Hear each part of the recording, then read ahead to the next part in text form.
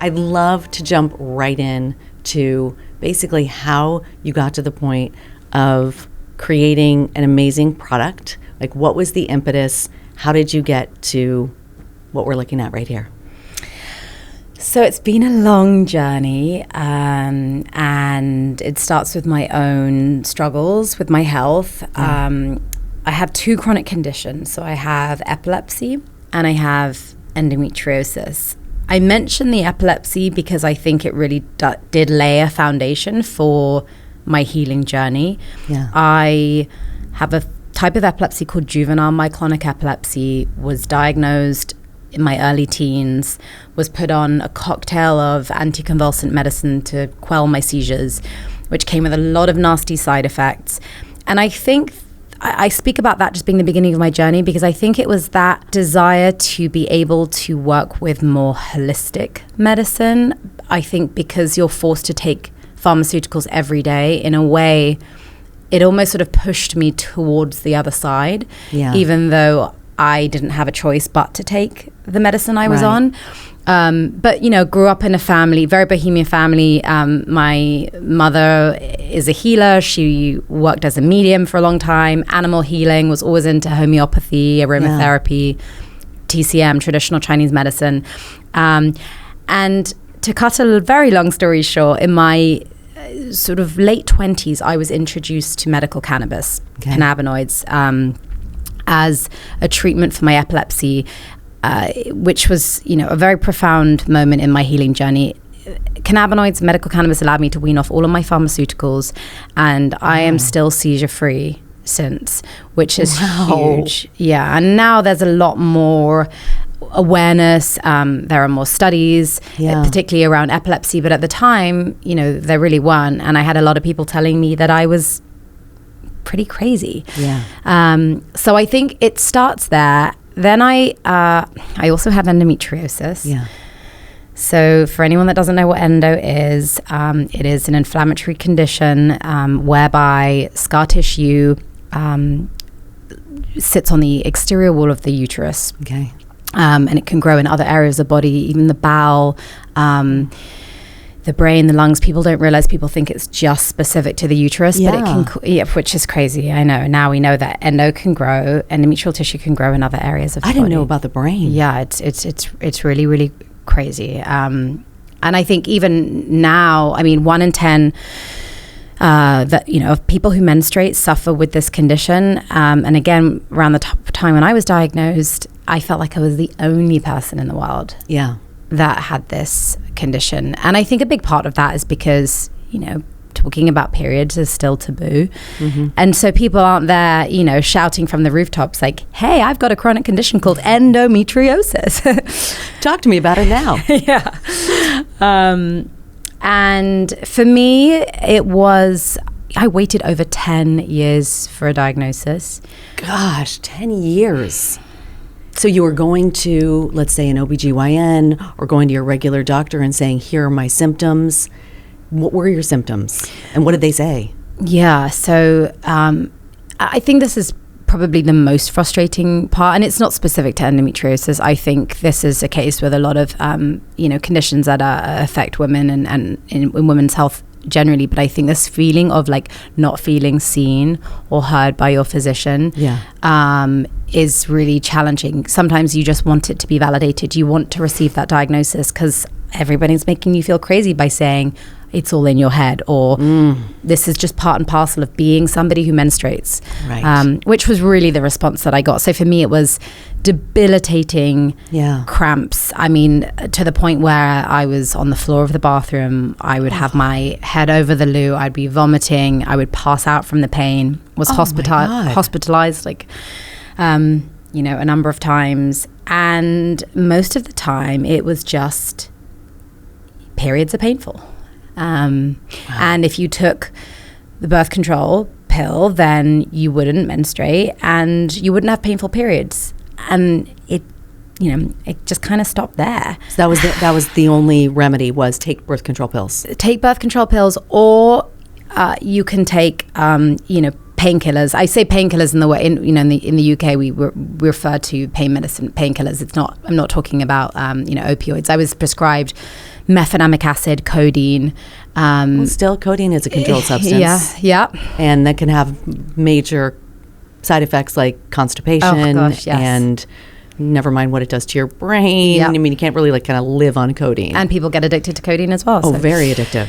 I think there was just, and I will, refer to it as medical gaslighting, but I think there was really this feeling of you don't know anything. You're complaining about something that is very common and affects everyone. Wow. And it was almost just kind of a condescending response that I was almost ignorant for not taking birth control. And I think the reason I didn't take birth control is because of my epilepsy. And that's why I sort of mentioned that part of the story, like taking so many drugs for my epilepsy. Already I was like, I don't want to take another something. Yeah. Exactly. So, I guess I suffered and I took painkillers. They were never enough. I always took more than I was prescribed because of the pain was so bad. Yeah. And, with endometriosis, in extreme cases, we know that it can lead to infertility. Yes. People are having hysterectomies left, right, and center because they are so desperate. And I think, to finally receive a diagnosis, so in my case, it was 10 plus years.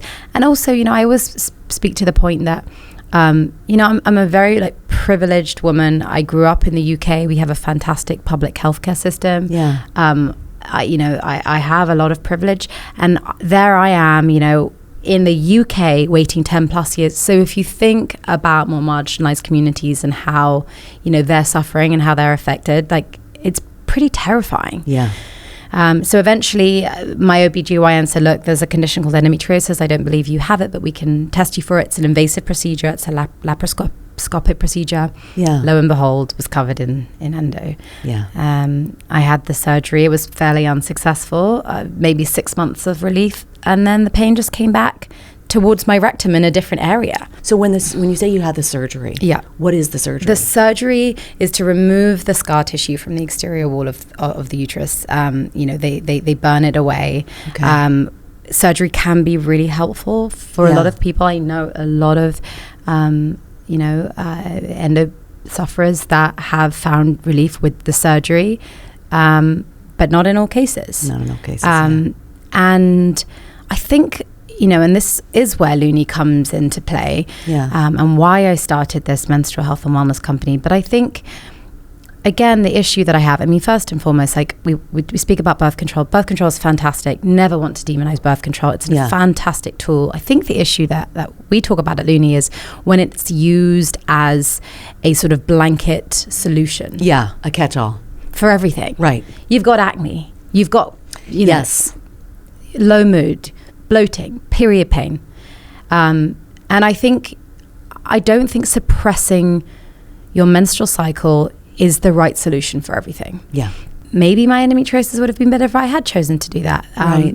But I think the problem that I have is, and maybe this is that sort of very Western approach, and it's not a holistic approach, is that nobody ever said to me, what does your nutrition look like? Mm-hmm. Can we try and work with a nutritionist? Yeah. What are your stress levels like? Or, what have they historically been like? Have you been through any major, stressful or traumatic moments in your life? A lot of people I'm meeting on we have an online community over WhatsApp, and we have a lot of women with endo in there. And one of the really common threads is grief and trauma that people with endo have been through. Really? And I think that's the case with a lot of these conditions, right? Yeah. High cortisol stress causes inflammation, causes illness. So I think the approach that we need to take is more holistic. I think surgery can be an option, but before surgery, can we work with people to just think in a more holistic sense? Let's have a look at these other elements of your life. The toolbox, we spoke about this the other day. Yes. What is in your toolbox to help you manage your condition? Right.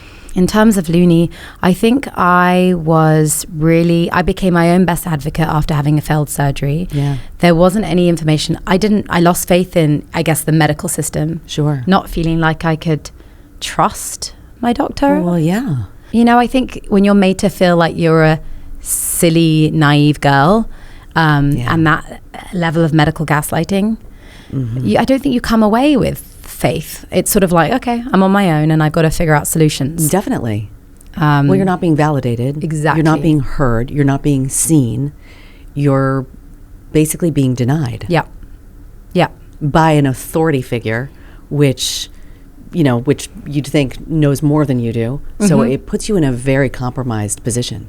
100%. Yeah. It's really, really damaging, this approach, because also then it's sort of, you're coming away thinking, am I crazy? Am I crazy? Right. Am I crazy? Perhaps my periods are like everybody else's. And again, at Looni, we always come back to, your periods should not be painful. Yeah. And when I say painful, I don't just mean menstrual pain. Low moods can be painful. Sure. Oh my God, yes. Not being able to get out of bed for a week, a month, because you feel so low. That's pain. That's pain. That's pain. And like you said, to have the only two responses be, it's all in your head, so you're crazy, or you just have to be in pain. Or like, this is just what it is to be a woman. Yeah, suck it up. Everybody's going through this, so just suffer. Yeah. And that's not true, because we do suffer in different ways. And most of the suffering we're doing is for naught. We don't need to be suffering. We really don't. And that's the part that I would love to flip a switch and change immediately. Yeah. But I feel like we're on a process to doing it. I mean, you look at erectile dysfunction and the amount of funding that has been poured into erectile dysfunction, the amount of research. And the amount of drugs that have been approved by the FDA. Yeah. These menstrual symptoms, these extreme menstrual symptoms or conditions, yeah, the solutions are outdated. Very much so. They haven't really changed very much. And to think that endometriosis is as prevalent as diabetes, I think it's every dollar spent on endometriosis research, I think it's $200 are spent on diabetes research, and it's it's as prevalent. But this is a condition that affects women and people with uteruses, and as a result, it's been pushed to the side. Yeah. And I think Looni, which I started, is a menstrual health and wellness company. Yeah. It is my first baby. Yes. Now you have two. Now I have two.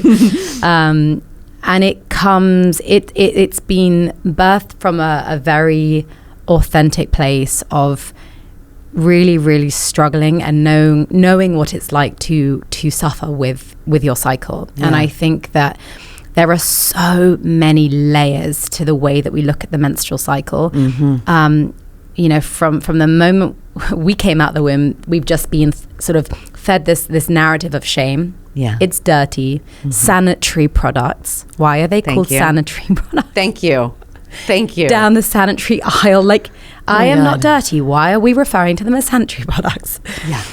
Yeah. Just the language. We don't even realize. We do not even realize. It's so true. It's crazy. Yeah. I mean, when you start to unpack it, you just don't realize, like, it's hard enough having a period and everything that comes with it. Yeah. That on top of that, to have that level of shame, and that creates taboo, taboo nature, and then we don't talk about it, and so it sort of proliferates that, Oh yeah, I think I said this to you on the phone, that the seeds of shame proliferate in silence. Yeah.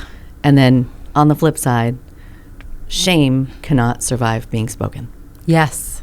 Love that. Yeah. Yes. So it's like the first step. Yes. Doesn't mean it's going to be gone. Yep. But it means talking it's about definitely the first step. And, to speak to that root, like you said, like it goes all the way down to the root. Yep. And to me, that root is female sexuality, which would include periods, which would include menopause, which would include women having sex, which would include our parts. Yeah. Are synonymous with shame, and therefore there's stigma around all of it. Yeah. And so how do we change that root?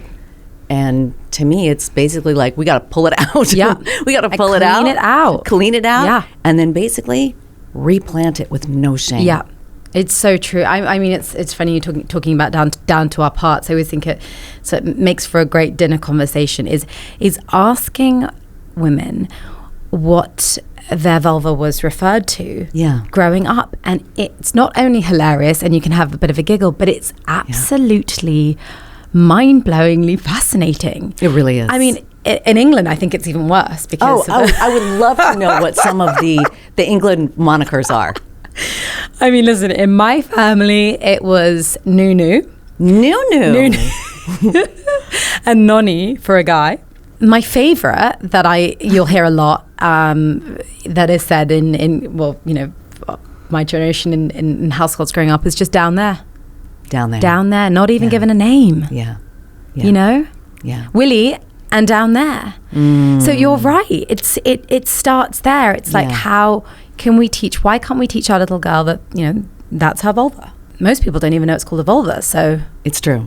Let's that start word. there. I swear, I don't think I heard that word until I was into my 20s. Yeah. I mean, I still find it, I still struggle to use the word vulva because I'm so used to saying vagina. But there are so many layers, I think, coming back to that. And as we say, having a period is hard enough. And I think, just with that, if I was to leave people with a small nugget on this topic, your periods should not be painful. And I think by, your physician, your OB, not validating your experience and your pain, again, it's that narrative of periods are meant to be painful. And that's why a lot of people don't even seek help. Yeah. And why endometriosis goes, undiagnosed or misdiagnosed. Definitely. So I think it always comes back to education. And that's why, so grateful to be sitting here and just having this conversation. Yeah, likewise. And I think when it comes to having that kind of conversation with your physician, if your physician says, this is just how it is, I think that's the moment to say, I think we're done here. Yeah. Yeah, because we do have that agency, we do have that choice. Ideally, and I'm speaking from a place, you mentioned privilege, a privilege of having insurance, where I am allowed to pick the doctor that I see. Yeah. And I know we're not all in that position. I do think that having the access to information, whether it's listening to your story or listening to someone else's story, is also really helpful to get to those places. And at this point, we do have to advocate for our own health and not just rely on that doctor to tell us what's going on because they weren't properly trained in endometriosis. They weren't properly trained in menstrual care. They weren't properly trained in menopause. Privilege when it comes to healthcare is just so much bigger than we can even begin to talk about today. And it's so challenging. And having grown up in the UK where we have a public healthcare system and now been living here for 17 years, like it's such a broken system. And so, and it's tough. And I think the internet is helpful because there is information there, and I think you're right. It's like, how can we take our health into our own hands? I think we have to, but we do. There are good physicians out there. Oh, of course. There are amazing physicians out there. I mean, just a couple minutes ago, sitting right in your chair was Dr. Jane Morgan, who is a phenomenal physician who is, changing policy when it comes to research dollars. And there are so many more people like her, and I'm so happy about that. So I think we are definitely moving in the right direction, and it starts with having the conversations. It starts with just talking about it, and I think normalizing it yourself. So I'd love to know more about not just the product, but really your community. That's the thing that really changes things. But can we unpack this? Can we unpack this cute little box? Yeah. So I mean, let's start with the name. Okay. Yeah, let's start with the name. This is the fun part. So, illuminating the menstrual cycle. So Looni, So Looni was an endearing term that was thrown around in my household growing up. Okay. There is the aesthetic of the word. Particularly loved just the two O's that sort of felt reminiscent of two ovaries.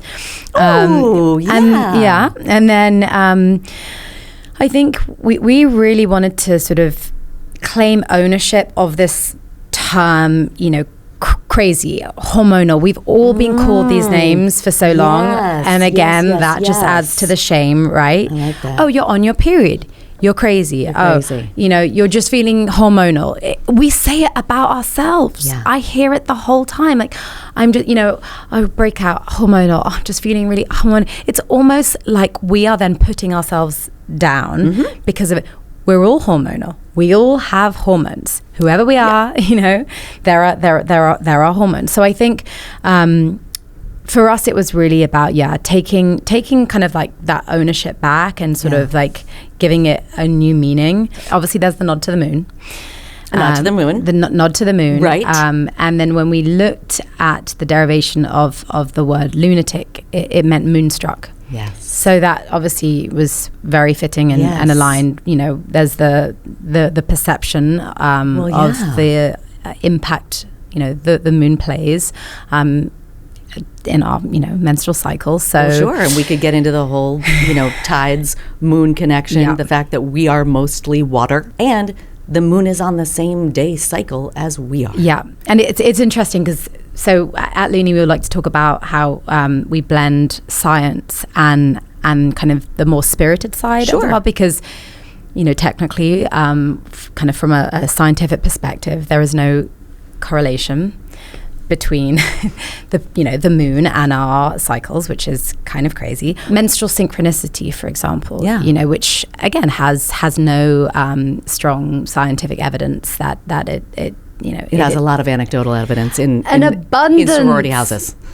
And I went to a boarding school and we were all syncing.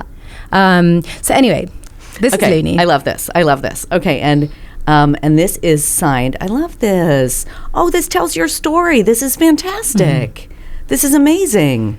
I think the story, my co-founder, Tatiana, is, she's the other half of Looni, the yin to my yang. She has a very different background. I didn't even mention my background, but my background's actually in music. I'm a DJ as well. So a million miles away from what I am doing today, cool. And my partner has a background in finance, so we're very yin and yang, but we both came together over our shared struggles with our cycle. And she doesn't have a chronic condition, but knows what it's like to be lying on the pavement, doubled up in pain. And that is something that you can really connect over. Absolutely. Okay, so this is using seed and science, starting with nature's ability to heal, and we use science to inform efficacy. Oh, I love that. So have you done studies? We've done a third-party study to prove efficacy of the product. I think one of the challenges that we found, and I think this is, I'll come back again to the journey, like when I get really frustrated with the way that my endometriosis was approached.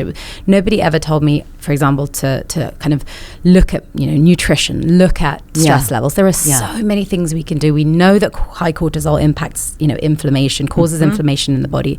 Whilst a lot of these solutions can be efficacious, people will just put them in the sort of woo-woo box. Oh, it's just woo-woo nonsense. Nutrition is new. I mean, that's how now it's a little different, but I'm still just like, how did not one physician, ask me how I was eating or suggest to go on an anti-inflammatory diet? Right. Yeah. I think they get 4 hours of nutrition training. My dad's a doctor. Okay. And he told me as we were buying ice cream and donuts one day that they pretty much get no nutrition training in medical school, traditional Western medical school in the United States is what I'm speaking to. I think that's just a really interesting point because, again, it's not to sort of demonize that, perhaps that traditional kind of Western approach, but I think that's why you almost, to take that holistic approach, it's like, you need somebody that specializes in herbalism. You need somebody that perhaps, has an understanding of traditional Chinese philosophies, or Ayurvedic when it comes to nutrition, or work with a nutritionist. I think, and that's we formulated this product alongside a team of physicians, functional medicine practitioner, a pelvic pain specialist, a physician who specializes in hormone optimization. And I think really taking that holistic approach is really how we should be caring for people with these conditions. Oh, definitely. I think the more things you know about, the better, because then you can choose what you're putting in your toolbox, and it doesn't mean it needs to stay there. But, pretty much until you learn about something and then make a determination and then try it, How do you know? That's such a good point that you make. And I think we are all incredibly different, right? Yeah. In terms of what we respond to. I know that firsthand when it comes to using cannabis as a tool, to manage my epilepsy, for example. I meet other folks who have juvenile myoclonic epilepsy, the type of epilepsy I have. And cannabinoids have not worked as a sole solution for managing their seizures. Yeah. There are others that will say, okay, well, it helps with my anxiety, which in turn, has improved my epilepsy. But I think it's just like when we speak about, these sort of approaches, these solutions, these drugs, these medicine, it's like you have to give it a go because you don't know how it's going to respond. Just because somebody else has had success with it, it might not be the case for you. And I think that's the case with surgery. That's the case with a lot of these different solutions we're talking about. Absolutely. We've all got different chemistry. I mean, we're basically dealing with our own chemistry sets. Exactly. I like how you talk to neurotransmitters, though, here. Yes. So support hormone and neurotransmitter balance and restore your natural mood equilibrium. That's very, I like the way that sounds. Like, that has me kind of like, okay, tell me more. And also, why is it so pretty? Thank you. It's so pretty. I got it. Now I got to see. Yeah, so let's open it up. Okay, great. Ooh, and yes, I love any written thing, but I got to just jump right in and see the actual pill, and then we got to jump into that. I think Ooh, I like the drop. That's so pretty, like a drop of blood. Yes. Yes. I'm not sure if you can tell, but do you know what this gorgeous Let me see lady if I can is? guess. I'm going to go with, is it a vulva? It's a vulva. Ah, ding, ding, ding. I love it when the answer is, She got it. Yes, it is a vulva. Oh, okay.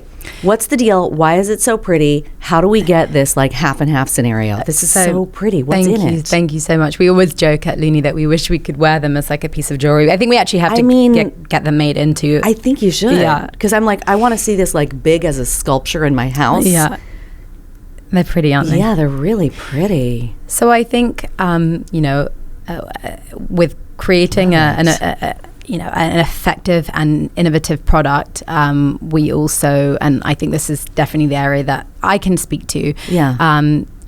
Brand and aesthetic is really important to us, and we wanted to create something that had a sense of shelf. And I think it goes beyond just I wanted it to look pretty, which of course we do, but first and foremost, I'm that person that I have a lot of supplements, and I skincare fanatic. But if people are coming over to your house and you're tidying up your house, you'll leave certain bottles out and the other ones you'll shove away, even if it's one of your favorite products, but you're the packaging's really ugly. So I think one of those products, it's definitely, the landscape's changed a lot in the last few years, but one of those products is tampons, right? Menstrual products. You do not want the box of tampons sitting by your loo when Joe Bloggs comes over to your house, because they're kind of ugly. And so we wanted the product to have a sense of shelf. We also thought that would encourage people to take it. And I think, of course, kind of out of sight, out of mind sometimes. That's the thing with supplements. You have to see them on the shelf to remember to I have to. Yeah, I have to. I have to leave them on the counter. Do you really? My husband's like that. I can't have to open a cabinet door. That's a bridge too far. Yeah, see, I'm so used to taking things that I can remember even if they're in a cupboard. But I think when we talk about menstrual products, it's important that they have a sense of shelf. We don't want to add to this narrative of shame that we've already spoken to. So we've created this innovative capsule, which is a combo cap. So you can see the oil ingredients. You could almost put it against here to actually be able to see it, but you can see the oil ingredients on one side. So the omega, that's borage oil, on that side. And then you can see the powdered ingredients on the other. And what's really nice is that pink hue that you see is we've used red radish to create that. So no synthetic dyes. And I think it's really important to speak to. So in this product, we have 5-HTP, we have zinc, we have selenium, we have ashwagandha. So it's a combination of adaptogens, minerals, vitamins, and nootropics.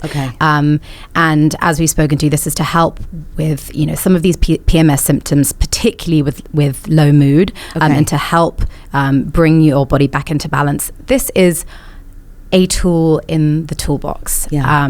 And I think it's really important. You and I spoke about this on the phone the other day. When you're dealing with a condition, a chronic condition, a menstrual condition like endometriosis, like PCOS, PMDD, fibroids, whatever you might be dealing with, to have a toolbox. I'm not sitting here telling you that if you take Looni, then you won't need to do anything else. It's another tool in the toolbox.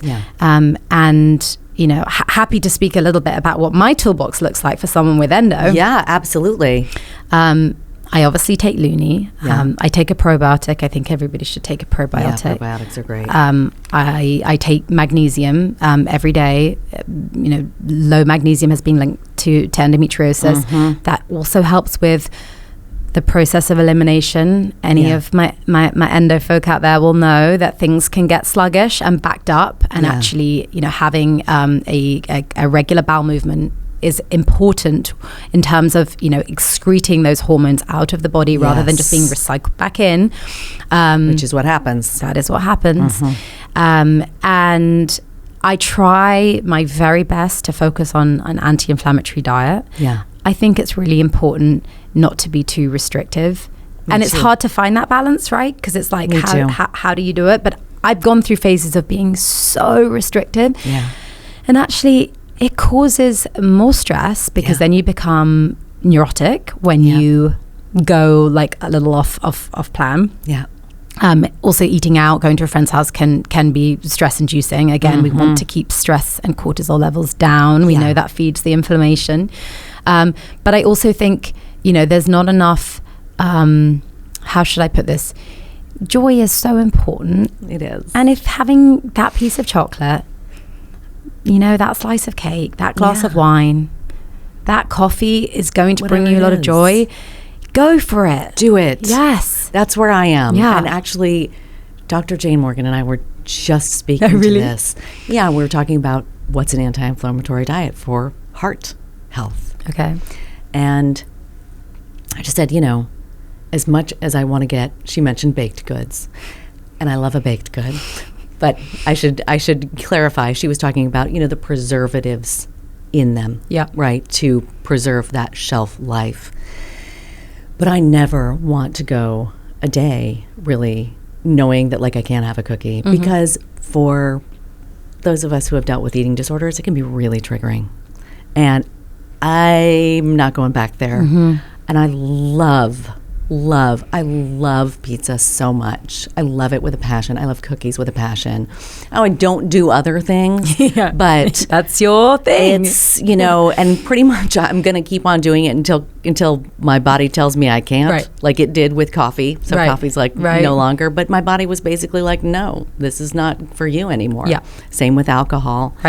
And I will keep eating cake though until there's a revolution. Good for you. And I think you made such a valuable point about those who are struggling with eating disorders. I think that so many people have struggled with eating disorders, still do. So it can be incredibly triggering. I think the body really feeds us all the information that we need. It really does. Right? And I think, you know, going back, so today I said, you know, first day of my period, what does that feel like? What does your body tell you? Your body says, I want to slow down. You know, I oftentimes don't want to be as social. You know, craving sort of more filling food. You know, richer foods. And probably not going out and running 5 miles. Oh no. Or a few days before. That was something that I used to do before I understood, you know, how important it is. But I think what's so interesting is coming back to, you know, our intuition is guiding us. And I think, you know, I always used to think, well, why is it so difficult to run, you know, the Williamsburg Bridge sometimes, and other times it's not. And now I understand, because I'm in tune with my body, that it's to do with where I'm at in the cycle. I like it to think of our period as our 5th vital sign. Ooh, I love that. I think that's, you know, we talk about reframing it, right? Because rather than it being this sort of the curse, there we go.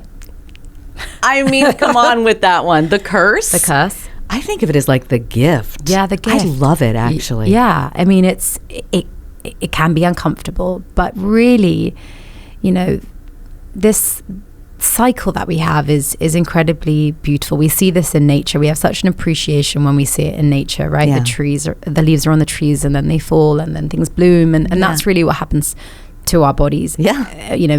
It's shedding. Men have these daily cycles, and we are these cyclical beings. And I think if we can reframe it as, our periods are really a doorway into showing us what else is going on in the rest of the body. That's a beautiful way of seeing it. Right? That's a beautiful way of seeing it. I love that.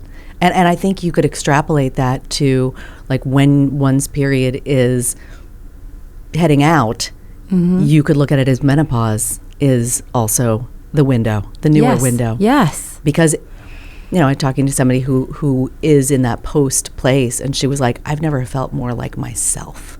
I love and that. I thought, that's beautiful, because I don't want to see that as something that we're dreading. Yes. Because I'm someone that's the narrative, right? Right, exactly. So it's like then you go from the curse to then this horrible other thing.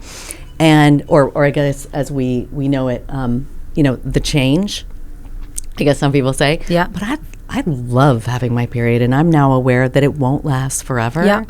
And so when it's here, I'm like, can I enjoy it? Yeah. Yeah. And then when I really crave that like bowl of spaghetti with so much red sauce with a side of pizza and then chocolate cake with an exorbitant amount of chocolate frosting on it, I'm like, oh, hell yeah. I'm going to go for it. But again, listening to the body, our metabolism begins to speed up, right? Before that's why we're craving like more calories. So I think it's really, really, it's like body intelligence, right? I hear so many women who are using, I think we discussed this the other day, but an app to tell them when they're ovulating. Well, your app can, tell you on average, based on perhaps a 28-day cycle, that you will ovulate at some point in the middle of the month, right? It is different for everyone. And I think particularly when you're trying to conceive, this is not the place to go. But actually listening and looking and discovering your body, what does my cervical mucus look like? Yes. It should be like an egg white consistency, Can I listen to my libido? I'm, usually feeling my like increased libido around the time of ovulation, time to make babies. Like, it's so intelligent. It's absolutely mind-blowing. It's beautiful. It's nature. nature. Can I take my basal body temperature? But I think we have been fed this narrative that has taken us away from our own intuition. Amen to that. So I think it's really coming back to what we already know, coming back to ourselves. You mentioned that, right? Yeah. And I think having these conversations, we did a nude dinner. That's right, nude. Yes. Last winter we did a Looni dinner. We partnered with Charlie and Max of Food, and we had women there. Everyone came, and everyone was naked? Everyone was naked. And we had women of all ages. And I will say it was so nice to speak to. There was it was like 3 women, one who was like just sort of going tail end of menopause, and then 2 that was sort of like post-menopause. And they were really talking about how their sex life was like the best it had ever been. Yeah. And it was just so refreshing to hear that and be like, yes, I've got so much to look forward to. Yes. Thank you for telling me that. Exactly. And I think it's what's so important to actually have these conversations amongst women of different ages, so that we can gain that perspective. Yeah. It really is. That's a huge part of this show, is just creating that platform to have the conversations, but not just have them about this one thing or this one thing. It's all connected. Yeah. It's all connected. Like you said, we're cyclical beings. So this is, I know you have to get on your way because you've got a baby doctor appointment, so I don't want you to miss that. But we might have to come back and do a part 2, or we could even do a part 2 on a live or something. I would love that. Because this is really beautiful, and I just want to make sure that people just see how beautiful this is, because you speak to the cycle in seasons. Yeah. And just being someone who was, raised in the public school system, I didn't know everything about my period when I was getting it. I knew basically nothing about it. And I like the way you put it, because it can be a little intimidating, honestly. Even though it's happening to us, learning about it can be a little intimidating. Beyond intimidating. I mean, I remember being 15, 16 and finding cervical mucus in my underwear. And I remember for probably a year or 2 really thinking that I had something wrong with me. Yeah. As in, it was not normal, and I was too embarrassed to ask any of my friends. Yeah. And like that, there is just such a sort of symbol of exactly what's wrong with the way, we should be teaching young women these tools. We should be teaching them about the seasons. So I think there's a lot, and I think one of the notes that I just want to kind of leave out on, at the heart of Looni is the community, and we're a community centric brand, and we have a beautiful community online. We'll send you a link for this, but it's on WhatsApp, and this is a community for people who have struggling with a chronic condition, but also with fertility struggles. They might be going through IVF, and it's a really, really beautiful place. Anyone who's suffered from a miscarriage, multiple miscarriages, and I think that heart of Looni is really important. Having been someone who struggles with endo, I lost 2 babies. I know what it's like to go through the ringer, be on this journey, this crazy life cycle. We all have something, right? Yeah, we do. Whether it's during our pregnancy, whether it's the birth, whether it's postpartum depression, it's our menstrual cycle, it's the menopause. We all have something challenging at some point. Yeah, so we do. I think, power of identification, we heal in communities, and that's why I think community is so important. Even if you want to just come over to our community and just be privy to the conversation and not participate, please do. Okay, and where do we find that? So the community is on WhatsApp. We were actually on Geneva. We've moved it back over to WhatsApp. So I'm going to send you a link, and hopefully we can link to it. Perfect. And I didn't ask you, how much does this cost? And where do we get it? So you can get it on Looni.co. Looni.co. Subscription, $39.99. Okay. We are also selling on Amazon. Yeah. Great. Yep. So if you want to purchase, one-time purchase, you can go over to Amazon. Perfect. And we're also in a few other stores, but I won't list them off because that's enough for now.